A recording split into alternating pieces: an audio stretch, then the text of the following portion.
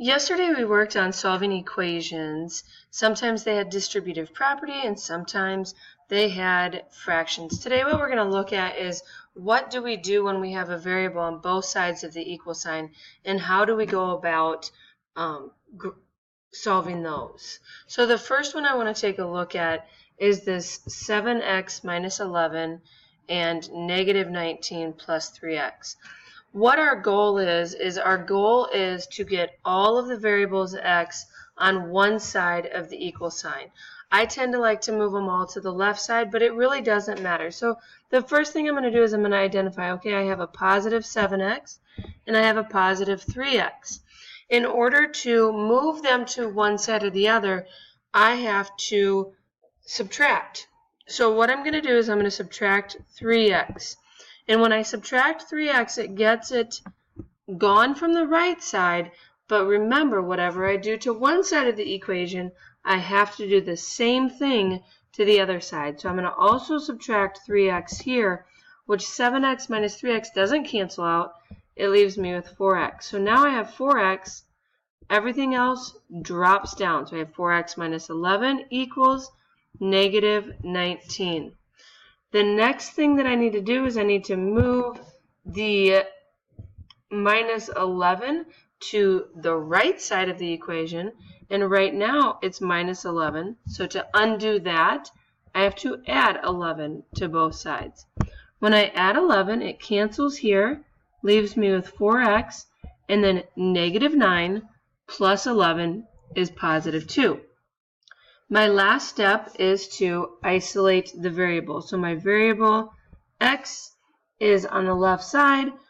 It is being multiplied to 4, so we're going to divide both sides by 4, and that cancels here, and x equals 2/4, which can be simplified to 1/2. So x equals 1/2. This next problem is set up the same way. So my goal is to move all of the variables to the left side of the equal sign. So I'm going to subtract 4a, and it cancels here. But what I do to one side, I must do to the other. So 11 minus 4 gives me 7. So we have 7a. We have plus 9, because the plus 9 just drops down. And we have 30. From here, I need to subtract 9, subtract 9. That cancels here and leaves me with 7a equals 21. Because there's no sign between the 7 and the a, it's assumed that it's multiplication, and the inverse of multiplication is division.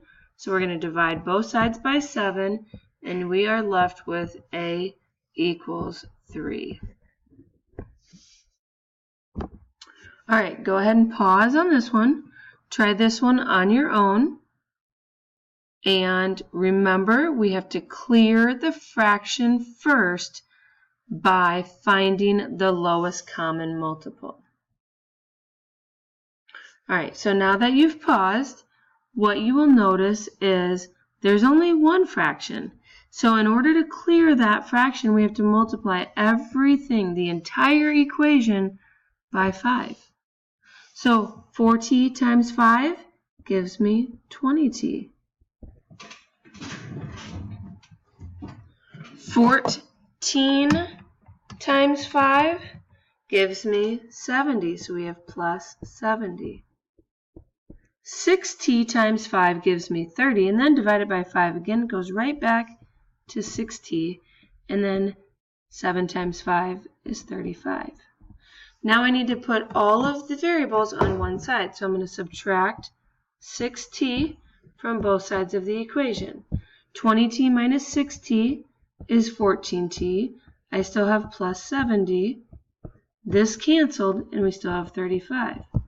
We subtract 70 from both sides. You're now left with 14t is equal to negative 35. Because 14 is being multiplied by t, we're going to divide both sides by 14.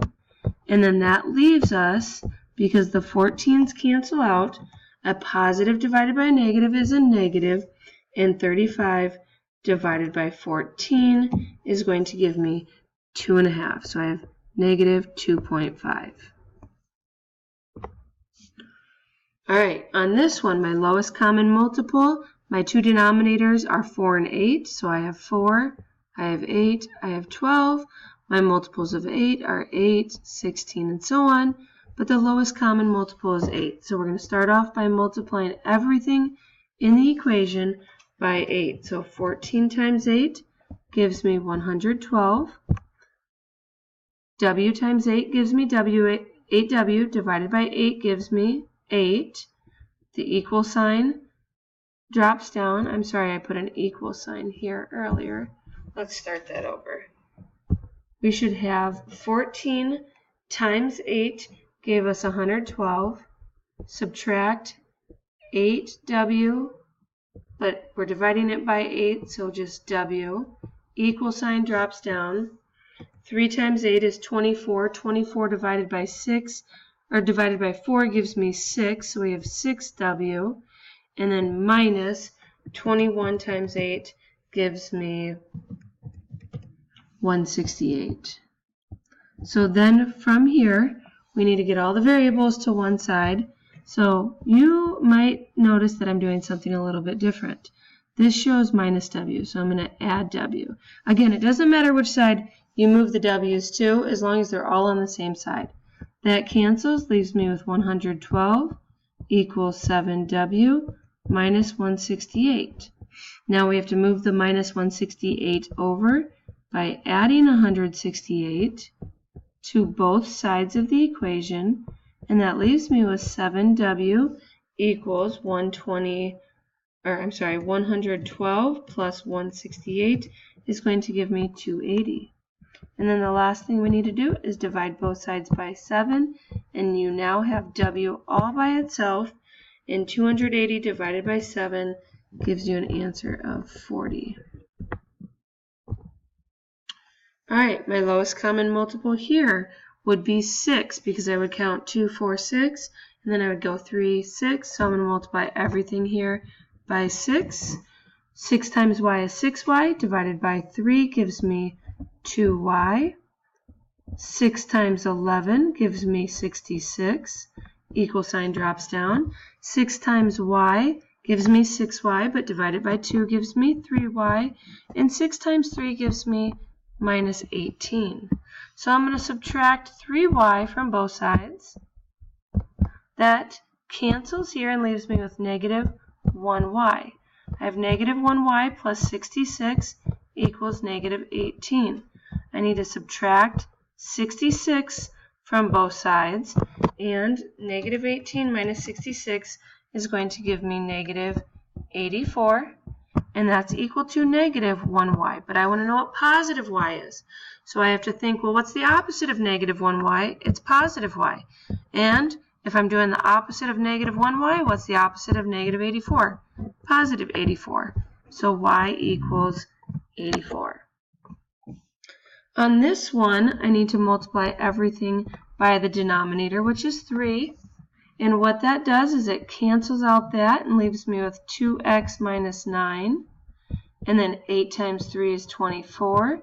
And 3 times 3 is 9x. So we have minus 9x. From here, we're going to add 9x to both sides. That leaves me with 11x minus 9 equals 24. We're going to add 9 to both sides, and then that leaves you with 11x equals 33. Divide both sides by 11, and x is equal to 3. Now this last problem is a little bit different. This one is saying that the square and the equilateral triangle have the exact same perimeter. So if they have the exact same perimeter, we have a square and we have a triangle. All three sides of the triangle are 3x because it's an equilateral. So we have 4 times 3x because, I'm sorry, I said that wrong. Whoopsie. Each side is 3x. So what we have is we have 3x times 3 because there's 3 sides. And then the square, all four sides are x plus 5. So we have 4 sides of that. Our next lesson is going to get into how do we solve a problem like this when you have distributive property on both sides. What you would do is you would take 4 times x, which is 4x. You would do 4 times plus 5, which is plus 20. And then on the other side, you would do 3 times 3x, which gives you 9x. Now we have an equation that we can solve. So we would subtract 4x on both sides, leaves you with 20 equals 5x. Divide both sides by 5 and you have what x equals. X equals 4. So what's the length of the triangle? It's 3 times x, and x is 4. So the one side length would be 3 times 4, which is 12. And over here, the side length is x plus 5. So 4 plus 5 tells you each side of the square is 9. We'll continue with this more in our next lesson, but what I would like for you to do after this video is come see me for a sheet of a few practice problems, and then do those practice problems, and then come see me to check them. Thank you, and we'll talk to you later.